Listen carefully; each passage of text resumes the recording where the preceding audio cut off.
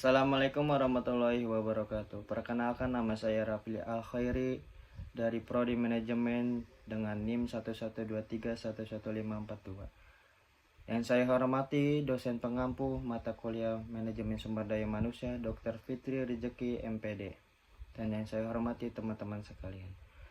Pada kesempatan kali ini saya akan menjelaskan apa sih itu kompensasi, gaji, dan upah. Baik, mari kita ke materi selanjutnya. Kompensasi merupakan segala sesuatu yang diterimakan tenaga kerja sebagai imbalan atas pekerjaan yang telah mereka lakukan.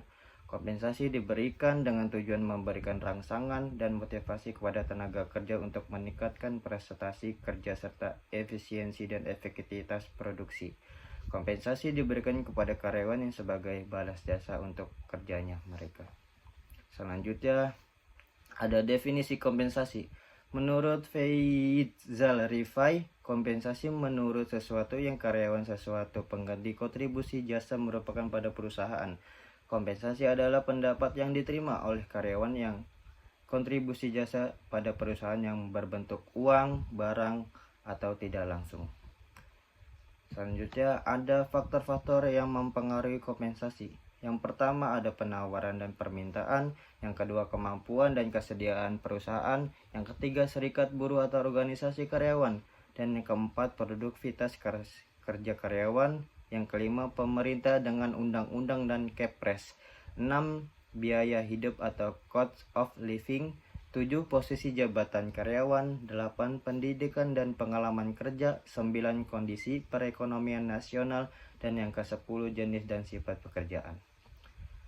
Dan di sini ada tujuan-tujuan administrasi kompensasi. Yang pertama memperoleh personalia yang quality, dan yang kedua mempertahankan para karyawan yang ada sekarang. Dan ketiga menjamin keadilan, keempat menghargai perilaku yang diinginkan, kelima mengendalikan biaya-biaya, dan yang keenam memenuhi peraturan-peraturan legal. Selanjutnya ada jenis-jenis kompensasi dan penjelasannya. Ada gaji atau upah, yang kedua insentif, yang ketiga fasilitas, dan yang keempat tunjangan. Apa sih gaji atau upah? Yang pertama, gaji adalah imbalan tetap yang dibayarkan kepada karyawan tetap dalam periode tertentu. Sedangkan upah adalah pembayaran berdasarkan jam kerja atau per proyek. Biasanya untuk karyawan tidak tetap, keduanya adalah bentuk kompensasi utama yang diberikan oleh perusahaan. Dan yang kedua, insentif. Insentif adalah tambahan imbalan di luar gaji yang diberikan berdasarkan kinerja atau pencapaian tertentu. Bentuknya biaya beragam, mulai dari bonus, uang, tunai, barang, hingga paket liburan ya. Insentif bertujuan untuk meningkatkan motivasi dan loyalitas karyawan. Dan yang ketiga, fasilitas. Fasilitas mendukung kenyamanan dan kelancaran kerja karyawan. Ini biasa mencakup lingkungan kerja baik, akses ke perangkat teknologi, kendaraan dinas, serta pelatihan untuk meningkatkan keterampilan.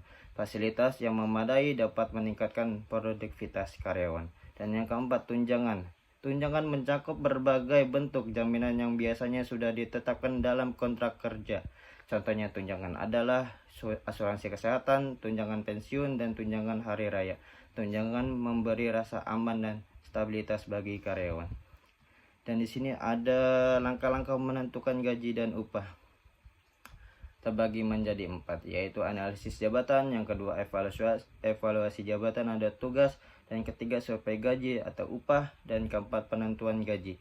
Yang pertama, analisis jabatan, mengidentifikasi persamaan dan perbedaan dalam pekerjaan. Yang kedua, evaluasi jabatan atau tugas. Evaluasi jabatan adalah proses sistematis untuk menentukan nilai relatif dan suatu pekerjaan dibandingkan dengan pekerjaan lain. Dan yang ketiga, survei gaji atau upah. Survei gaji merupakan kegiatan untuk mengetahui tingkat gaji yang berlaku secara umum dalam organisasi yang mempunyai jabatan yang sejenis.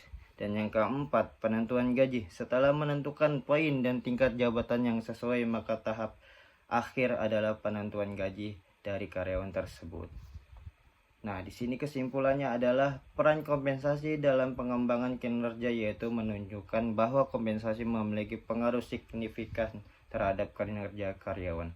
Kompensasi yang kuat dapat meningkatkan semangat kerja dan motivasi karyawan, sedangkan kompensasi yang rendah atau menyebabkan kinerja yang buruk bagi karyawan.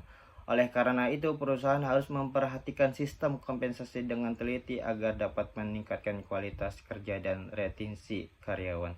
Dalam sintesis, kompensasi adalah elemen penting dalam manajemen sumber daya manusia yang bertujuan untuk meningkatkan motivasi, kinerja, dan kesejahteraan karyawan, serta mempertahankan sumber daya manusia yang berkualitas.